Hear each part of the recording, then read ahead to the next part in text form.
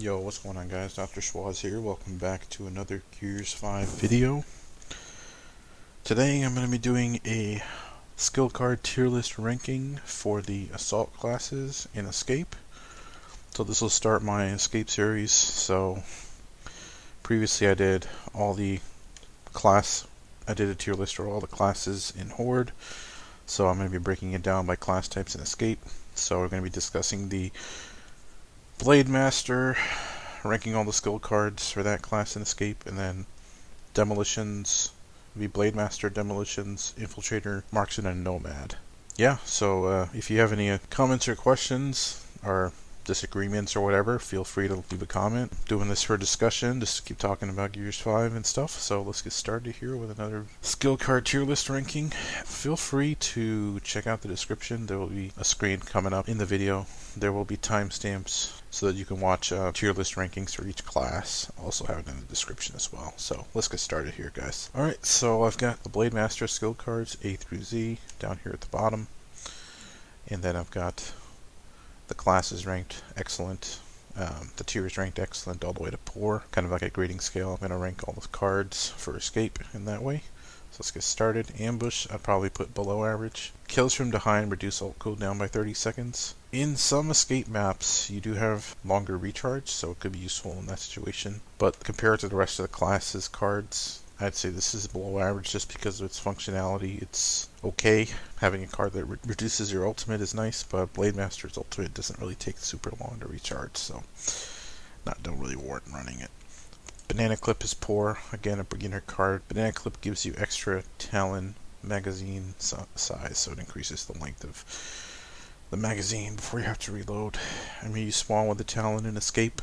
Again, you're really going to be just meleeing as a Blademaster. That's pretty much the meta. Blade Dancer, I say it's above average. This is a DPS card. Increases each melee or bleed kill and gives 50% melee damage for 15 seconds, so this goes up to 200%. You get 4 melee kills off of like some jubies or drones. You'll get triple damage for triple melee damage, triple generic damage for 15 seconds, and then it starts tapering off. A great DPS card to run for sure. Put Brawler in above average. The reason why it's not excellent, it does increase the base melee damage from 750 to 1725, but in some maps on Escape, on some mutators, you may want to run a card like Blade Dancer, or take both of these cards off and run something like short range deflection instead, because increasing the melee damage is fine, but sometimes you want less melee damage so you can bleed enemies for longer. So again, Brawler's still great. Increased melee damage from the get-go, doesn't require any venom. Brutal Claw is poor. There's not that many hives. I mean, there are plenty of elite drones and hives with a claw, but again, far too situational. It requires a claw. Any card that requires you to use a specific weapon in Escape is not a card that's really that great, especially a claw card for a class that's a CQC class. Just don't really need it. Deep Pockets, similar to Banana Clip, it just gives you extra pistol capacity. You're really not going to be shooting that much in Escape, other than shooting some jubies or some small enemies prior to entering an ammo room or something. But again, beginner card you won't really need.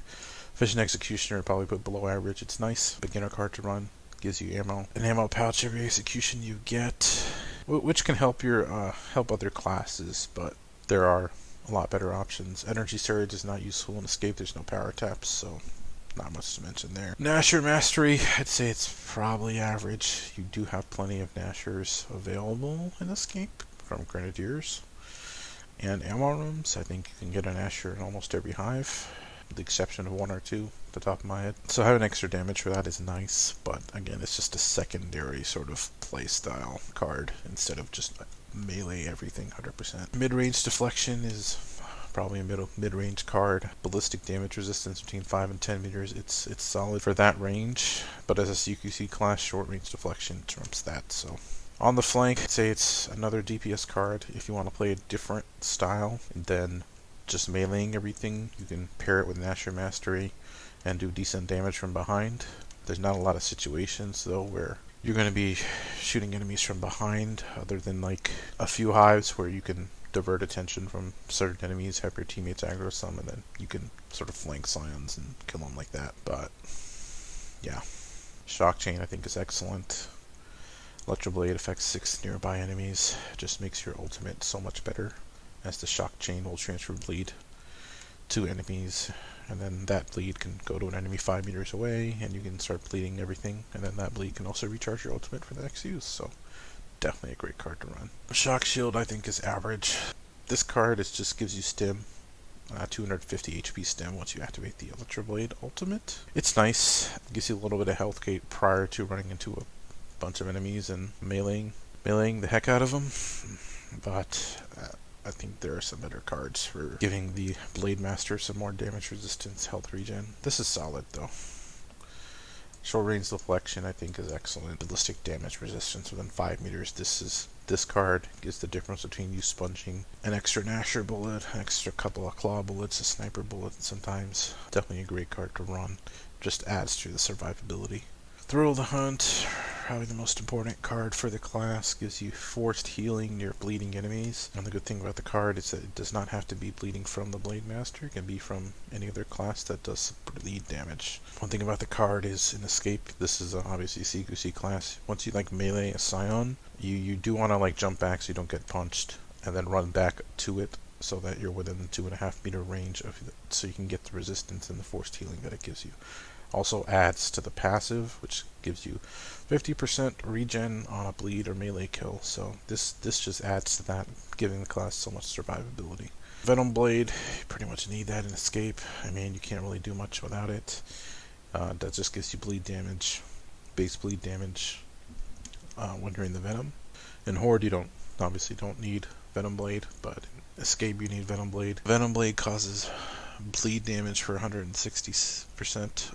So once you're in the Venom, the Blademaster will be effective. Card you definitely want to run. And then last card I'd probably put is a Venom Resistance. I probably put this up in Excellent, but the only reason I don't is because they did nerf it. It used to be higher, I remember. 32% resistance in Venom is pretty nice. This includes the Venom Cloud and the top of the Venom Ash, so that's really nice. If you're fighting a heavy battle in Venom, this will just add to your resistance if you're running all the other cards. And this is pretty much the tier list for the Blademaster in Escape. So all the Venom cards, the Deflection, Thrill the Hunt, Brawler, Shock Chain, these above average and excellent cards are cards in my rotation normally. Anything average or below average occasionally would make the rotation, and the poor cards I pretty much almost never run, or they have no functionality in the mode. So we're going to move on to the next class here. Alrighty guys, let's move on to the next class here. The Demolitions, I'm going to re-ranking the Demolition skill cards in Escape. So the class has the longest ultimate recharge time, so for an Escape it's probably not one of the better classes to run, but I'm going to rank the skill cards here anyway, so let's get started here. Bullet Boost I think is excellent for Escape, just because you have limited ammo. So getting explosive or ballistic bleed damage and having that buffed is really nice. Boom shots and GLs and drop shots are not always available, but on certain maps, when they are available, this is definitely a great card to run. Concussive Strike, I'd say it's above average. So in Horde, it's not a lot of functionality here, but in Escape, on like maps like the End, I could see it being useful. Or maps where there's just like large crowds of enemies, and you just need to mark and stun as many enemies as you can. It's nice to see them get stunned for like 11 seconds, so it's cool. Confirmed kills a must-have. Kills recharge ultimate for their artillery strike, so these are kills from the artillery strike itself. The bleed will not recharge the ultimate, and with a 600 second or 10-minute recharge time, you definitely need as much ult charge back as possible, so you definitely need that. On maps where there's a boom shot, custom boom is pretty much obligatory. Increased boom shot damage. Not every hive has a boom shot, but you are more likely to get a boom than a GL, so this is higher priority in terms of weapons. Speaking of GL, I put Custom Lancer above average. Again, there's only so many hives with the GL, I think 7 or 8 tops, so on maps that have those, definitely want to run this to maximize your damage potential. Gambit I would never use. If you're running a Demolitions in Escape, the last thing you want to be doing is planting grenades, so that's that. Good kill, I'd say it's average. If you're running CQC classes, the good kill is really nice. Gives you, anytime the demo kills something near its teammates, it drops an ammo pouch. The good thing about that is that ammo pouch does not obey ammo starvation rules, so you can get pretty good ammo out of that. Helps your CQC classes for sure. Grenade satchel, again, you're not going to really be planting grenades in Escape as a demo if you bring one. So, Inspired, 2 situational, 32% resistance near a veteran. You have to, that's too little resistance, and the fact that you have to being a veteran just makes it obsolete. So, GL mastery, below average. Gives you less recoil. That's probably the only good thing about it. The increased headshot damage is just far too low. Again, GL mastery requires a GL for this card to be useful, but I think this card, the recoil works on all assault rifles, I believe. So, again, it's a beginner card. It's not really worth it. Launcher mastery, below average, active reload bar. So if you're struggling to active reload weapons, you can run this, but once you get the gist on how to reload, GL, boom, drop shot, torque bow, you don't really need it anymore. Officer's prerogative. This fires additional rocket rounds. So whenever you do use your ultimate, you want to make it in Escape, you want the best out of it. So this will fire an additional six rockets at everything on top of the ultimate. So on things that you mark, so definitely need it. Obviously, you're going to need Razor Hail if you bring a demo. There's really no other way to play the class other than Explosive Bleed, so you'll need it. And then Spotter support, I'd say.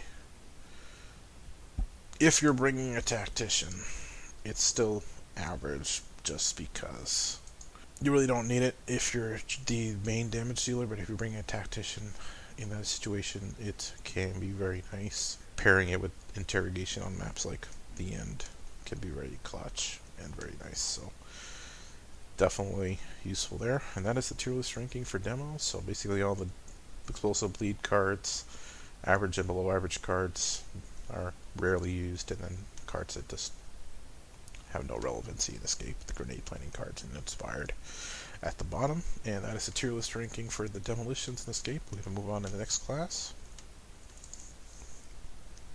Alrighty guys, this is going to be a skill card tier list rankings for the Infiltrator in Escape mode. So let's get started here. Cards are A through Z at the bottom here. Just going to rank them in alphabetical order.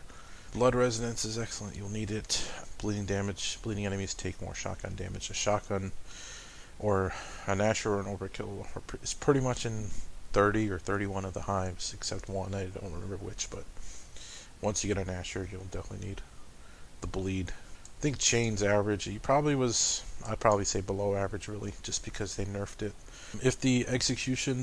If executing enemies and meat shielding extended the ultimate, then I would say put it higher, but the fact that it doesn't, and then the fact that you have to go through such a long execution makes this card a little less than desirable. Cloak batteries, I'd say it's average. This didn't change much, increases your duration by 60%, so if you're running the cloak build, it's a solid card for sure. Even if you want to throw in the stim bleed and then swap a card out, this would be fine too, especially if two teammates get overrun, you can clutch it up for them. Custom Nasher, I would say it's below average. The Nasher and Overkill, I feel like, do enough damage with the bleed cards within the 5-meter radius anyway, so I don't really think this card's worth running. Driven, I wouldn't use. Far too specific. A damage resistance card that's 32% will not help you on Master. You are likely to get one shot downed by a boom or a salvo anyway, so I wouldn't recommend it. Enhanced Stim is excellent. This is probably one of the strongest cards to the class. 60% resistance while you're stimmed is extremely useful. So that's what makes the Infiltrator one of the tankiest classes in the game. Healing Jolt, there's no power in Escape, so no use. Laceration, so that's just bleeding damage for the shotgun within 5 meters, and then the Blood Resonance will amplify that damage, so you want those two cards to do any damage. Long Reach, again, no power in Escape. Overkill ammo capacity, I mean, of the maps and enemies that you can get overkills from, it's nice, but max ammo capacity is only going to bring this from 20 to 27, so it's really just not worth running. Get a tactician or pick up the ammo boxes. You'll be fine. Overkill stock, don't really need.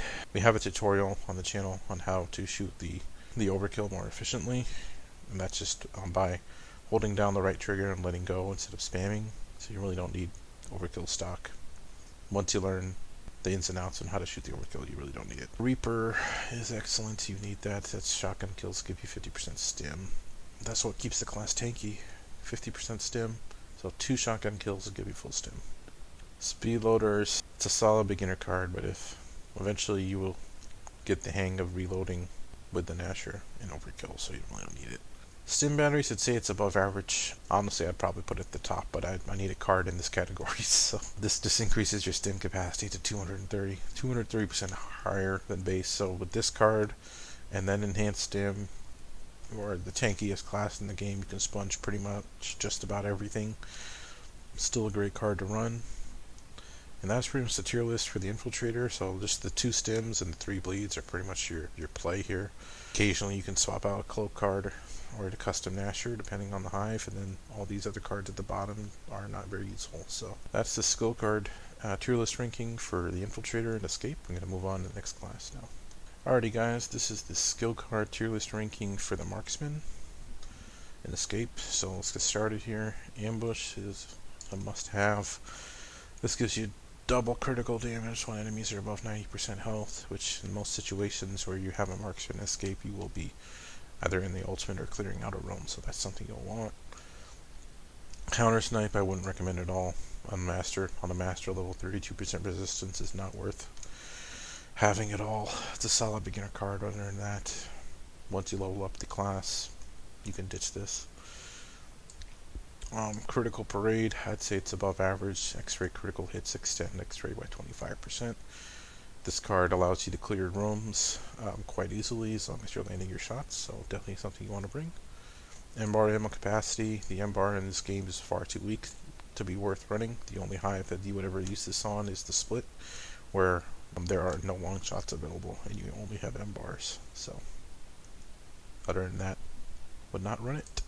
Exploit weakness is just a critical damage buff card, so that's just base critical damage increase. So as a marksman, that's what you really want. Explosive critical hit I put in above average. The reason why it's not excellent is just because if you are sniping enemies, the explosion damage can hurt your teammates, but this is definitely a must-have, especially if you are the sole damage leader in the escape map. Now if you're running a solo run, you probably definitely want to bring the explosive critical hit for sure. Icy precision, I'd say it's still above average, just because you can freeze wardens or matriarchs or whatever through walls, bosses through walls if you need to in your ultimate, and that could be helpful if you have other classes that can kill it for you. Long shot handling, must have. Long shots are available on a lot of hives, so once you get a long shot, you won't have to worry about reloading after critical kills. It is sometimes glitched though, but still a card you want to prioritize running. Master Marksman, I'd say it's below average. Solid beginner card if you're learning how to reload. You want to learn how to reload, and it helps you reload. Get your active easier for the sniping weapons, but once you level up the cards, the class, they're stronger cards. Modified M-bar, again another M-bar card, increases the M-bar damage, but again the M-bar is like 40% of what the long shot damage does. So I guess unless you're doing the split, can't justify running it, sorry. Modified long shot, that just gives you increased long shot damage, 30%, so that's a pretty good card you want to run as well. Steady hand, I'd say, is average. I've heard if people enjoy running it, it's really helpful if you have a class that's, if you are struggling to get sniping shots down. Typically enemies that are firing explosive ammo, or teammates that are firing explosive ammo, can throw off your shot, so this card, running this card, can kind of neutralize that. And then patience is below average. Again, the only hive that I would ever use this on if I were ever playing Marksman is the split, where you could sit back in the Venom and recharge your ultimate without taking damage while the other two of your teammates are fighting everything. But the fact that you have to take no damage for 2 minutes just so that the rest of the ultimate charges faster has some uses, but not something worth really having in your main loadout. Yeah, so if you're bringing a Marksman in Escape, pretty much critical damage cards are all your DPS cards are at the top here, and the rest of the cards really don't have a lot of functionality. But yeah, that's the rankings for the skill cards in Escape for the Marksman, and then we'll move on to the last class. Alrighty guys, so this is the skill card tier list ranking for the Nomad in Escape. So let's get started here. Cards are at the bottom A through Z, and I'm just going to rank them in alphabetical order, so let's go. Acceleration, I'd say it's average, 30% extra damage at long range. I think it's over 15 meters. If you're playing long range Nomad, you can run this. I just think in Escape, the execution build is really much the play there, so the cards built around that are going to be ranked above this. Armored Shot, I'd say it's above average. 60% bleeding damage when you have stim. That's just really excellent bleed. It also works on GL, which is nice if there's a high for the GL. It pairs really well with the execution build. If there's scions or enemies in fear, you can get ballistic bleed damage off of them. Once you have stim, so it's nice. Concussive Rounds, I'd say it's above average. Gives you bolt-hawk headshots on drones stunned for 4 seconds. A really good card. You come in with the hive with a bolt-hawk. If there's a lot of elite drones or drones nearby, this can be useful in helping keep them at bay so you don't get overrun. Consecutive Shot is really nice too. Critical hits increase damage by 33 up to 200%, so 6 consecutive critical hits will max your damage potential here up to 200%. So makes the Marksa, this long shot, really nice after a couple of hits. Definitely a great card to run based on the weapons available. Execution Shield, probably this class's strongest card in my opinion. So 100% resistance to damage while executing, and you gain 100% stim. There's nothing more beautiful than that. Phase is perfect. I mean, Phase is awesome. It causes fear for 12 seconds to nearby enemies. So if you execute an enemy, either with melee combo, chainsaw, retro, doesn't matter, nearby enemies are in fear. Fearsome Aura, I'd say it's average just because increases the radius of fear by 6 meters. The reason why it's not any higher is it only works on the ultimate fear. If it worked with like phase fear or intimidation fear, that would make it really nice, but it is still a solid card for sure. Nasher proficiency, I feel like if you get a Nasher, which in most hives you will probably likely find one from an ammo room or an enemy, you really don't need the card. I think having Armored Shot with the stim build is probably the better option there. So I don't really think it's too good. Intimidation, like this is an okay card. I find it would probably be more annoying to run just because headshotting enemies puts other enemies in fear. And in Escape, you do want enemies to be away from you, but like when you're sniping them, putting enemies in fear makes it more difficult to snipe other enemies, so just no. Lifeline, I think, is excellent too. Anyone who kills an enemy in fear heals and gains 50% stim. Really useful. Your teammates can take advantage of that. You can take advantage of that if you lose your stim, and then you can get it back. So that's nice. Marks of Mastery is average. Marks is not really a weapon that's available too often, but if it is available, you can run this card. Although I would prioritize Consecutive Shot over any of the weapon-specific damage cards, because with Consecutive Shot, at least you get critical damage increase on your Bolt-Hawk or on any ballistic weapon, so it doesn't specifically have to be one weapon or the other. Menace at the top here. Execution, Shield, Phase, and Menace. Those are like the 1, 2, 3 punch for escape in terms of short range Nomad build. You have Executions, give you Stim and immunity while executing an enemy. Phase gives you fear to nearby enemies once you execute them. Menace recharges your ultimate. And then that just keeps the fear cycle going, so definitely a great card to run. Nomad armor, I'd say it's below average. Just again, the damage resistance cards is too low. You're not going to sponge a bunch there within that range. Powdered sprint, powers and horde, so not useful. Precision resistance of precision rifles, far too specific of a weapon of a card to run. Like I said, that's not gonna. You're likely still gonna go down from precision rifles anyway. Rain down. Could be a good card depending on your positioning, obviously. So, thing is, you don't have to have a marksman, or marks or a long shot for this to be effect. But it can be solid depending on the situation. Terror, I think, is average. So in situations where you're about to wipe, you can put enemies in fear for up to 15 seconds. I think the regular duration is like 9 or 10. So this just keeps the enemies in fear longer. So basically it's like a ultimate duration extension. Yeah, that's a solid card. And this is the ranking for the Nomad and Escape. So basically I prioritize all the execution build cards. And then the average and above average cards are cards that I would rotate out, and then the below average and do not use are cards that are either not useful in Escape or they're low level beginner cards that wouldn't really recommend over the other ones.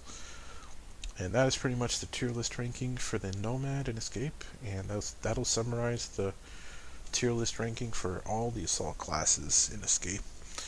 Thank you guys so much for watching. Feel free to comment below if you have any opinions or disagreements of where I put the cards or whatnot. And yeah, thank you guys so much for watching. You guys have a good one. Peace.